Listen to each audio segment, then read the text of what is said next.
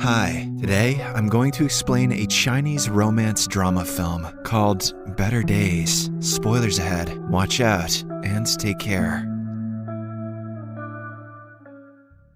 The movie opens up in a classroom where a young teacher, Chen Nian, is teaching the importance of English. Everyone seems to be paying attention except for one girl who looks upset. Chen notices her and suddenly recalls something from her past. Following this, the movie goes into a flashback where Chen is still in high school. She is an intelligent student who always tops her class. Since the exams are coming, Chen usually wears earphones to avoid others and concentrate on her studies. But one day, a large commotion disturbs her. Everyone is rushing to the balcony to look at something. Chen also follows them and notices her best friend, Hu Xiaodi, lying on the ground. It appears as if she has committed the unthinkable. Many students gather around her, but instead of helping, they start clicking pictures to share on their social media accounts. Distraught and disgusted, Chen slowly approaches her best friend's body and covers it with her jacket. It is then revealed that the entire school knows the reason why Hu committed the unthinkable, but they are too afraid to speak in public. The next day during class, Chen is called to the principal's office, where some police detectives have arrived. They question her about Hu's death and if they were good friends. Surprisingly, Chen denies knowing her and claims that she simply covered her face as all the other students were clicking her picture. The detectives find it hard to believe, but nonetheless, they let her go. When Chen returns to her classroom, she finds red ink on her chair. She then remembers that her best friend Hu was also bullied in similar fashion before her death. Later, as Chen is in the cafeteria, the leader of the bully group, Wei Lei, approaches her and asks her for help in the upcoming exams. Chen replies that she doesn't have time for that, so Wei Lei starts taking pictures of her, just like she used to of Hu. Here, it is finally revealed that the bullies were responsible for Hu's death. They regularly tormented her, which completely broke her from the inside. Chen is aware of all this, but she is too afraid to tell the police. On her way home, Wei Lei and the other bullies attack her just because she talked to the police officers. Despite all this, Chen does not speak a word and simply goes home, where she finds her mother. It turns out the latter barely comes home because she sells illegal goods for a living. She doesn't want her daughter's studies to be affected by her business, so she tries to stay away from her as much as she can. At night, before going to bed, the mother promises Chen that soon she will buy a new house where they can live happily. Early the next morning, she leaves without informing her daughter. However, Chen finds out about this and becomes sad. In the evening, as she is returning from school, she notices a group ganging up on a boy named Xiao Bei. Chen decides to call the police, but one of the boys notices her and takes her phone away. The group then takes all her money and forces her to kiss Xiao. After this, they start laughing at her pitiful state, but this only makes Xiao angrier. He gets up and dishes out a brutal punishment on the leader of the group, prompting the others to run away. Before leaving, Xiao stares into Chen's eyes, but doesn't say anything. The following day, however, he meets her personally and thanks her for saving him. He then inquires how much money the gang took from her. Chen replies 50 yuan, but Xiao doesn't have change to pay her, so he offers to repair her phone, which was damaged in the altercation from last night. At the repair shop, Xiao offers to be Chen's bodyguard in return for money. However, she refuses, saying he couldn't even take care of himself yesterday. Later, Xiao follows her everywhere she goes. Outside her home, Chen notices many posters accusing her mother of not paying her debts in time. Enraged, she tears every single one of them down before storming inside. Unfortunately, at school, the poster has already become viral, and all the students make fun of Chen. When she can't bear it anymore, she leaves her class and returns home. This is something she has never done in her life. On her way, Chen runs into Xiao, and the two eventually get to talking. She explains everything that happened in class, and in response, Xiao tries to console her. He then takes her to his place, which is a small, shabby house located under a bridge. At night, the two eat noodles and have a good time. All of a sudden, Xiao inquires if she likes him, but Chen rudely tells him that he doesn't have any qualities that are like-worthy. This infuriates Xiao, so he shoves her against the wall and says, "This is how I am." Following this, Chen returns home, crying. The only person who had started to understand her has put hands on her today. The following day, during gym class, Chen is ignored by everyone. No one wants to play volleyball with her. Wei Lei and her friends use this opportunity to make fun of her mercilessly. They even strike strike her with the volleyball multiple times. Later, Chen is pushed down the stairs, but fortunately she doesn't sustain any serious injuries. Fed up with the bullies, Chen decides to tell everything to the police inspector, Zhang Yi. Afterward, Wei Lei and her friends are called by the police for interrogation. All of them blame Hu's family's condition and her character for her death, rather than confessing what they did to her. The police let them go, but the school decides to suspend the bullies for an entire year. The next day, Inspector Zhang calls Chen and offers her a ride. He apologizes for not being able to punish the bullies and bring justice to the deceased Hu. That night, as Chen is about to enter her home, the bully group is waiting for her at the entrance. They are angry that she complained to the police and got them expelled from school. For revenge, they have brought a box of mice, which they plan to unleash on Chen. Fortunately, the latter manages to run away and hide inside a garbage bin. After the bullies are gone, she slowly gets out and goes to the only person who can help her, Xiao. She tells him everything and asks if he will protect her, even though she has nothing to offer in return. From the next day onwards, Xiao follows Chen to the school and escorts her back. She even starts living with him in his house. Because Xiao is a gang member, he often comes back home beaten and injured. One day, when he returns severely injured, Chen asks him if he is alright. She even requests him to come and sleep beside her. Xiao reveals that his father left him when he was 13 years old, and his mother abandoned him for another man. He further mentions that Chen is the first person to ask him if his injuries hurt. From that night onwards, the two get along very well. They enjoy each other's company and are playful when together. Chen is able to focus better on her studies. When Xiao's boss calls him for a fight, she stops him, knowing that he will get beaten up again. Surprisingly, Xiao obeys and stays home. Unfortunately, one day, Xiao gets arrested for being a suspect in a robbery case. He, along with his friends, are taken to the police station and are arrested until the culprit is found. Meanwhile, Chen is about to return from school, so she calls Xiao to escort her home. When he does not pick up, she reluctantly decides to walk home alone. Unfortunately, Wei Lei and her bully group find her alone and start beating her up. They punch her, cut her hair, and even strip her clothes. They also record the entire thing to blackmail her later. But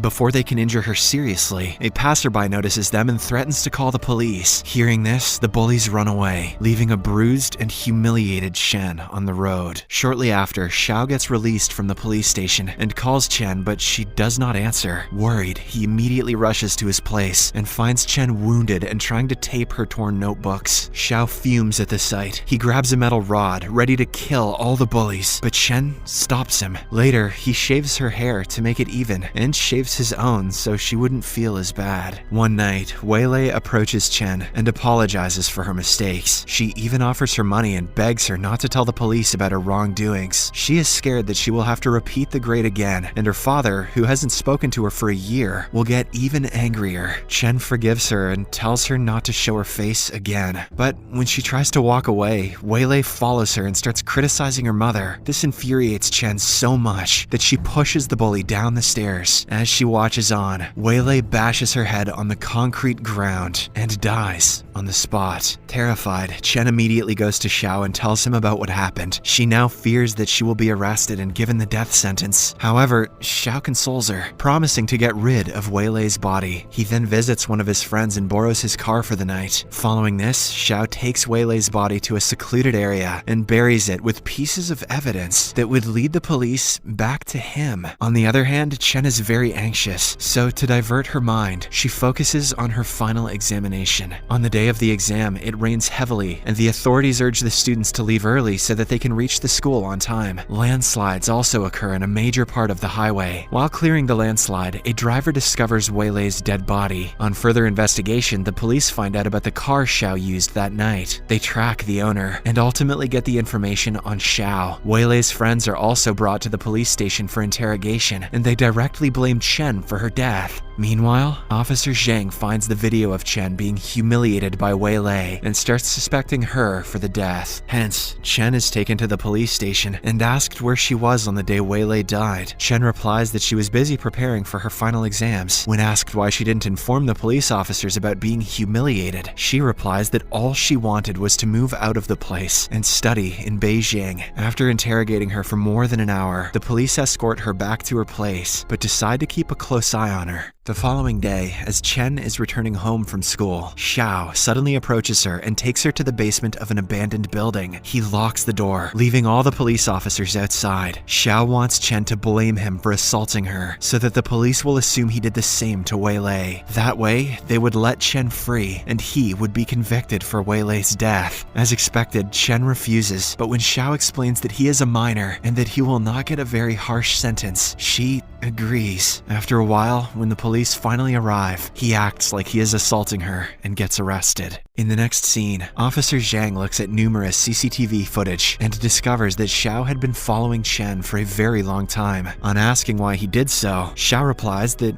he was just stalking her. Chen is also brought in for interrogation and asked about Wei Lei's death. She denies her involvement and pretends like she doesn't know about Xiao. Xiao also acts as if he doesn't know Chen. He was merely stalking her because he found her pretty. After taking in all the statements, Chen is released due to lack of evidence. As for Xiao, he is imprisoned. Several days pass by, and now Chen has started living with her mother. She tries focusing on her studies, but can't because her mind is full of the memories she spent with Xiao. She misses him very much and often breaks down in desperation. The only good thing is that she gets good marks in her exams, making her mother proud. One evening, Officer Zhang visits Chen and congratulates her on topping the class. However, he also reveals that Xiao has been given a death sentence due to the severity of his past crimes. Perplexed, Chen starts crying and says that it is impossible because Xiao is a minor, but Officer Zhang tells her that it is a lie. Xiao is actually 23 years old. Hearing this, Chen becomes delirious and starts attacking the officer. To calm her down, Officer Zhang finally reveals that he was just lying about the death sentence, but now that he knows that the two have a relationship, he wants Chen to confess the truth. She is reluctant, but the officer promises to reduce their sentences if they are honest. Later, Chen meets Xiao in prison and informs him that she has confessed everything. Now, she is being taken to another prison, and her life is going to be destroyed. However, the relief she has found by confessing is priceless. Following this, the movie flashes back to the present, where Chen has grown up to become an English teacher. She has left her criminal past behind, and now looks to start a new career. When she notices the silent kid, Chen recalls how she was tormented during her childhood. The movie ends as Chen escorts the kid all the way to her home, encouraging her to fight against the bullies. Behind them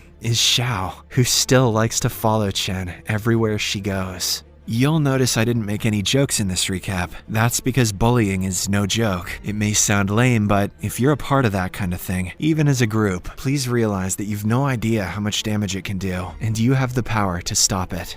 Subscribe for more videos like this, turn on notifications, and leave a like to help the channel out. Thank you for watching.